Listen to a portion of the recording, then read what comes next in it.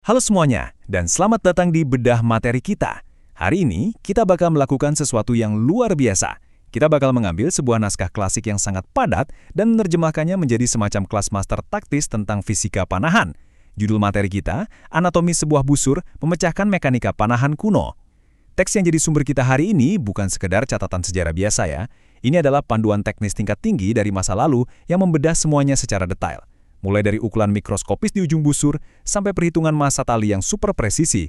Jadi kalau kalian suka memahami cara kerja suatu alat sampai ke akar-akarnya, kalian pasti bakal sangat menikmati pembahasan kita kali ini. Tapi, tahu nggak apa yang paling menarik? Sebelum naskah kuno ini membahas detail teknis yang mematikan tentang mekanika senjata, teks ini justru dibuka dengan niat dan doa belajar dan mengajar. Ini benar-benar mengatur nada yang sangat otentik dan penuh rasa hormat.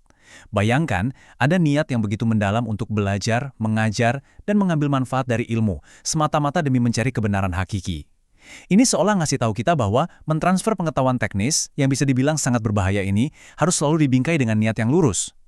Pengetahuan itu kekuatan kan? Dan para ahli di masa lalu sangat sadar akan tanggung jawab besar yang menyertai pengetahuan tersebut. Oke, setelah pembukaan yang tenang tadi, mari kita langsung terjun ke realita di lapangan.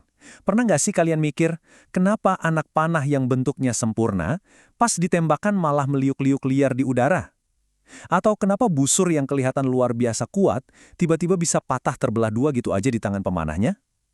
Ini benar-benar skenario mimpi buruk, pertanyaan dramatis yang udah menghantui para pemanah selama berabad-abad. Bayangin aja, perlengkapan kalian udah yang paling mahal, teknik memanah udah sempurna, tapi senjatanya malah hancur pas dipakai. Kenapa bisa begitu?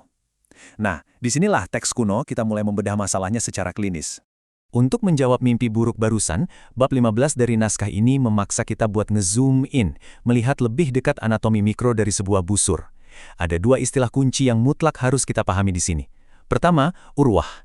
Ini adalah dua lingkaran di ujung tali busur, atau gampangnya kita sebut loop string. Kedua adalah siah, yaitu ujung kaku dari busur itu sendiri, tempat di mana tali tadi dikaitkan. Nah, interaksi mekanis antara urwah dan siah inilah yang jadi titik kritisnya. Ibaratnya, ini adalah pusat komando mikroskopis yang bakal menentukan apakah anak panah kalian bakal melesat mulus ke target atau malah bikin senjata kalian hancur berkeping-keping. Ini tuh mirip banget sama prinsip Goldilocks, di mana kita harus nemuin titik keseimbangan yang sangat presisi. Teks klasik ini secara tegas membandingkan dua ekstrim yang sama-sama merusak. Kalau lingkaran urwah ini terlalu lebar, laju anak panah bakal langsung terganggu. Teksnya mencatat bahwa anak panah akan meliuk-liuk, membuang energi kinetik dengan percuma, dan ujung-ujungnya anak panah itu bakal rusak. Di sisi lain, kalau urwahnya terlalu sempit, anak panahnya sih memang bakal melesat super cepat. Terdengar bagus dong? Tunggu dulu. Kecepatan itu datang dengan harga yang mematikan. Risiko patah yang sangat besar di bagian siah. Ini jelas bahaya taktis yang nyata banget buat seorang pemanah. Jadi, poin krusialnya di sini adalah mencari ukuran yang absolut sempurna. Dan naskah ini nggak ngasih ruang sedikit pun buat kita nebak-nebak. Ada peringatan keras dan solusi yang luar biasa presisi. Ukuran urwah yang paling ideal adalah tepat seukuran pangkal leher syah. Nggak kurang, nggak lebih. Teks ini dengan tegas menyatakan kalau ukurannya meleset dari standar ini, sistem busur otomatis dianggap rusak dan dijamin bakal membahayakan si pemanah. Coba deh bayangkan, tingkat observasi dan ketelitian para ahli zaman dulu. Mereka sampai merumuskan standar keselamatan senjata dari ukuran milimeter sebuah tali. Nah, kalau kalian butuh semacam formula matematis yang pasti, naskah kita mengutip seorang figur legendaris nih, namanya Imam Taibugoh. Beliau punya satu aturan emas yang brilian banget. Beliau menyatakan bahwa ketentuan ukuran urwah yang baik itu adalah sepertiga dari ukuran siah. Aturan 1:3 ini sukses memecahkan masalah keseimbangan tadi. Ya, naskah itu mengakui kalau urwah yang sempit memang bikin anak panah melesat lebih gesit. Tapi sepertiga ini adalah batas maksimal rasio aman. Ini titik manis untuk menyeimbangkan kecepatan ekstrim tanpa mengorbankan busur kalian. Lewat dari rasio ini, habis sudah, siah kalian pasti patah.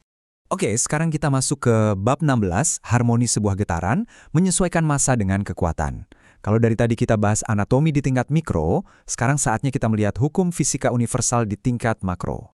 Buat paham gimana orang zaman dulu menghitung mekanika makro ini, kita harus kenalan dulu sama satu istilah metrik kuno, dirham. Dalam konteks panduan ini, dirham bukan sekedar mata uang ya, ini adalah satuan massa kuno yang dipakai secara sangat presisi oleh para master panahan untuk menimbang tali busur mereka. Membaca bagian ini tuh benar-benar bikin kita ngerasa kayak lagi memecahkan kode rahasia dari serikat pemanah elit. Mereka sama sekali nggak meraba-raba atau ngira-ngira ketebalan tali.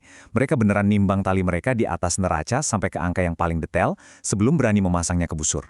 Nah, coba lihat deh gimana data kuno ini disusun. Teks ini dengan sangat rapi memetakan kategori tarikan busur dengan massa talinya. Kalian bisa lihat pola yang sangat memuaskan di sini. Busur dengan tarikan paling berat, butuh tali paling berat juga, sekitar 4,5 sampai 5 dirham.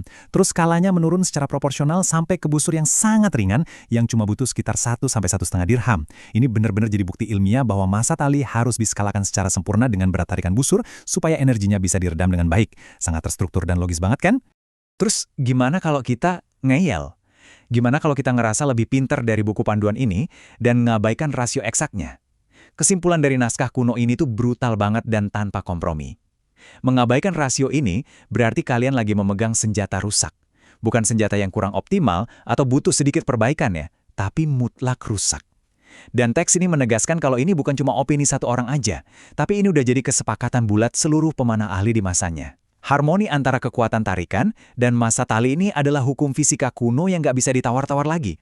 Gila ya, setelah kita mengeksplorasi betapa taktis, kompleks, dan presisinya ilmu mekanika busur ini, naskah ini ditutup dengan cara yang luar biasa elegan, yaitu dengan sebuah doa penutup. Bunyinya kira-kira seperti ini. Ya Allah, sesungguhnya aku titipkan kepadamu apa yang aku telah membacanya, menghafalnya, dan memahaminya. Maka kembalikanlah kepadaku bila sewaktu-waktu aku membutuhkannya. Penutup ini bukan sekedar rutinitas, tapi sebuah filosofi yang sangat dalam. Ia ninggalin kita dengan satu pemikiran provokatif, bahwa semua ilmu rumit ini pada akhirnya hanyalah alat. Sebuah alat yang kita titipkan kepada semesta, disimpan dalam ingatan, cuma untuk ditarik kembali pada detik dan momen yang tepat ketika kita benar-benar membutuhkannya. Jadi pertanyaannya buat kalian, ilmu apa yang sedang kalian titipkan hari ini untuk masa depan kalian nanti?